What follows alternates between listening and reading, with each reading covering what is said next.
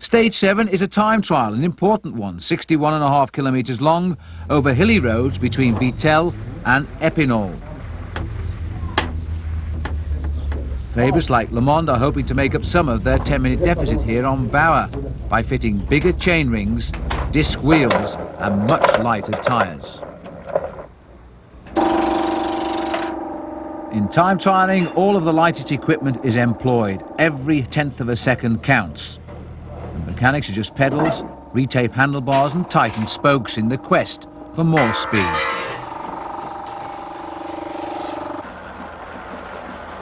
These are the bicycles that cost over $4,000 a piece.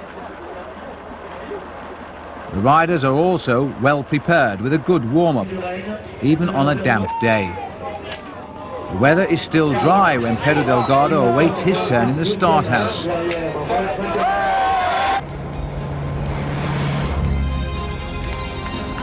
The 1988 Tour winner is launched onto the course. He knows just how important these time trials are, deciding the eventual winner of the Tour de France.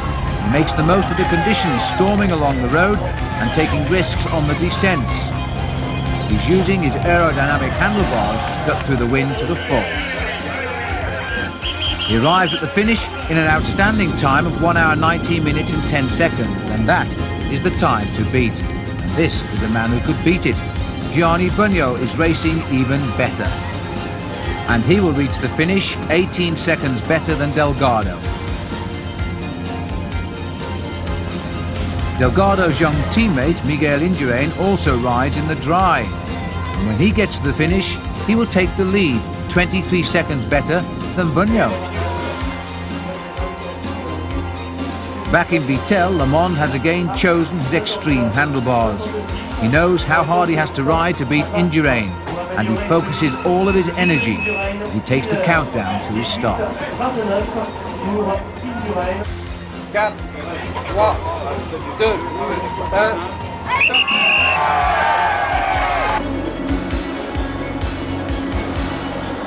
Despite the rain which is now falling, Greg LeMond is already catching riders who have started ahead of him. He storms through the 20 kilometres point, 12 seconds better than Indurain, and seems to be heading for victory.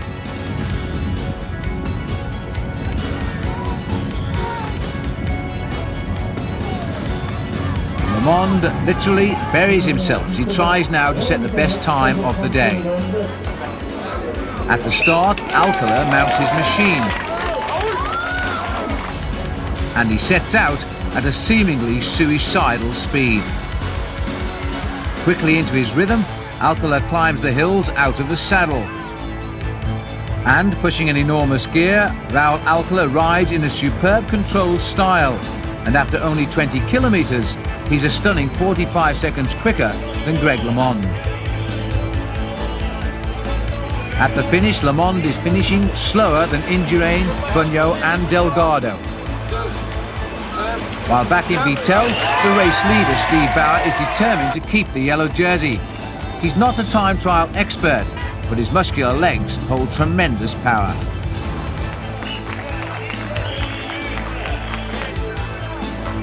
Alcala is 90 seconds faster than Indurain, the best time at the arrival point.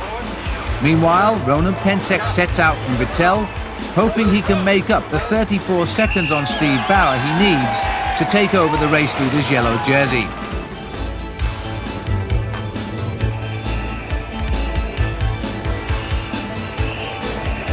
Bauer doesn't take any chances on the rain-slick turns into Epinal. And he comes into the finish with a steady 14th place. While Pensek risks everything. And he beats Bauer by 17 seconds, but it wasn't enough. Chiappucci also rides strongly to finish 15th. Overall, Bauer now leads Pensek by 17 seconds and Chiappucci here by a minute. With the Alps still 2 days away, Stage 8 gives the sprinters a last chance of a stage win. It's a ride of 181.5 kilometres. The French teams Castorama Rally, Toshiba and RMO are particularly active in the wet over the early kilometres. They haven't won a stage since Marie's success in the prologue.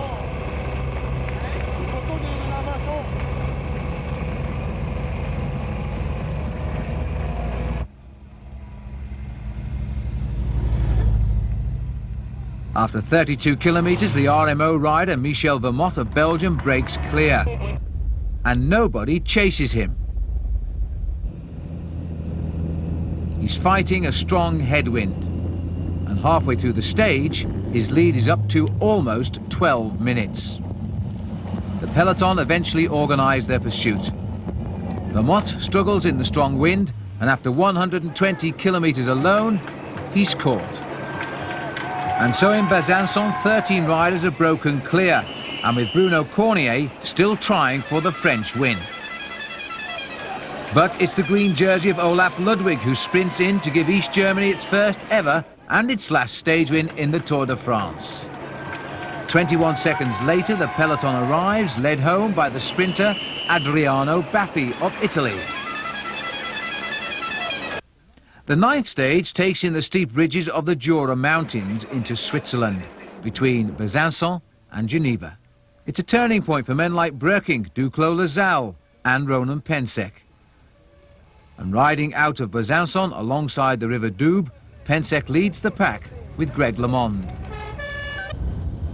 In the hills, there's an attack by the Spaniard Eduardo Chozas and the Italian Massimo Girotto.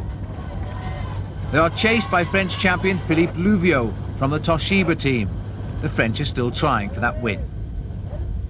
On the fast descent of the Col de la Fossile, where the pack is 2 minutes behind, the two leaders race on towards the finish.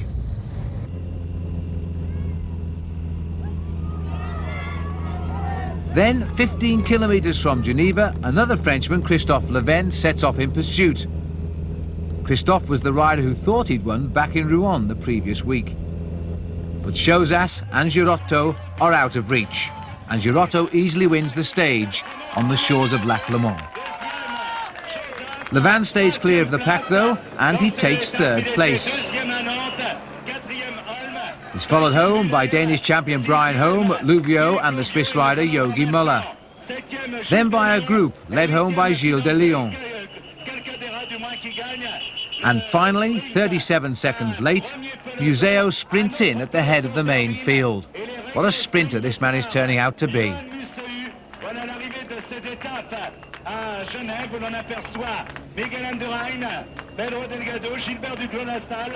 The whole field winds into Geneva for a very brief stay in Switzerland.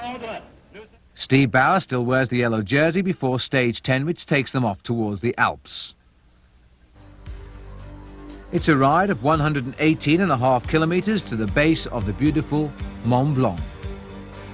The peloton at first seem reluctant to leave Geneva, and they ride slowly past the city's most famous lake. The first climb sees an immediate attack. It's led by Roberto Conti of Ariostia, Cornier of Zed, and Omar Hernandez of Postobon, and with them Patrick Robit of the Weinmann team. The pack starts to split up. Ahead, TVM rider Jesper Skibby is dropped from the leading breakaway.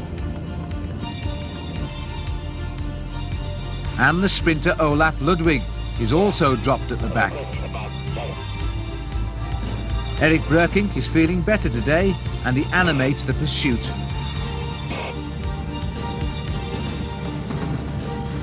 From the pack, a small group emerges. It features Raoul Alcala on the far side, Charlie Motte nearest, and the boy in black there, the Belgian Claude Coquillon. This is Stephen Roach. An attack comes from the 1987 winner of the Tour de France, but he's chased all of the way by Z Team's Robert Miller. In front, French climber Thierry Claverola of Motte's RMO team, Conti and Rabit.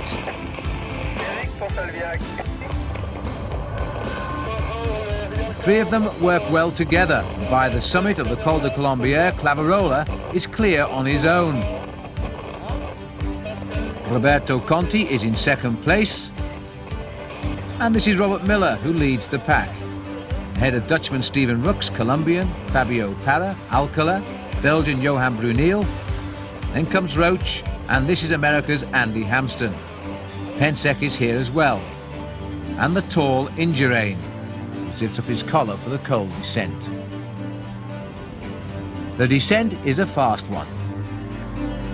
riders touching 80 kilometers an hour, but the pack soon climbing again, led here by Eric van Lancker and Charlie Motte on the right. Ahead, Motte's teammate Clavarola gains with every pedal stroke. He's riding like a man inspired. And at the Aravis summit, he's 2 minutes ahead of the pack.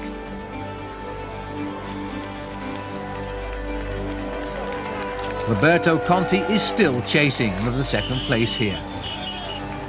But the main group is led by Claudio Chiappucci, and they are not now very far behind.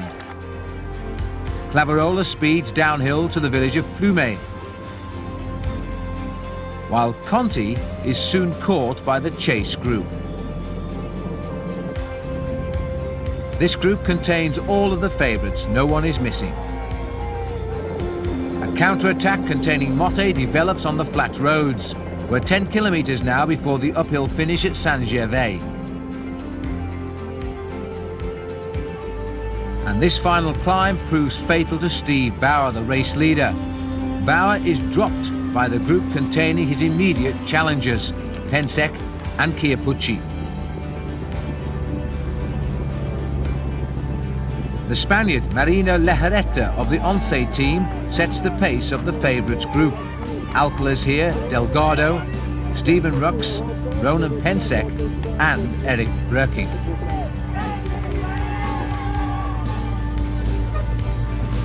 And further ahead, Motte has dropped all of the counter-attackers, except East German Uwe Ampler of the PDM team. But no one can catch Clavarola, who reaches the 4,600-foot summit finish at Le Betex with almost 2 minutes to spare.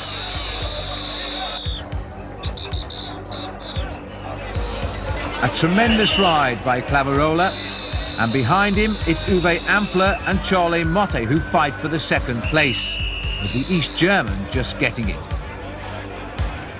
Delgado made a late counter-attack with Pensek, Lejarreta and the youthful De Leon at the back here.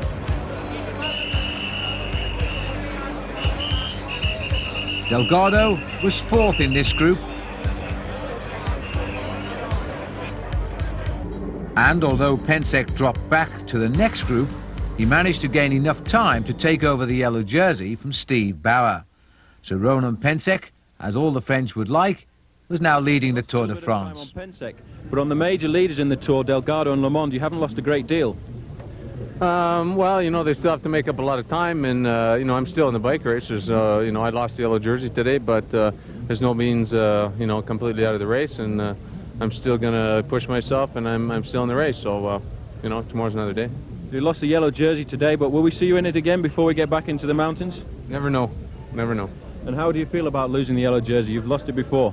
Well, you know, I think instead of losing it, I have to think about, you know, the 10 days that I kept it, and that's a great souvenir for my career, and, you know, if I can get it back, I'll get it back. If not, then I'll do my best race.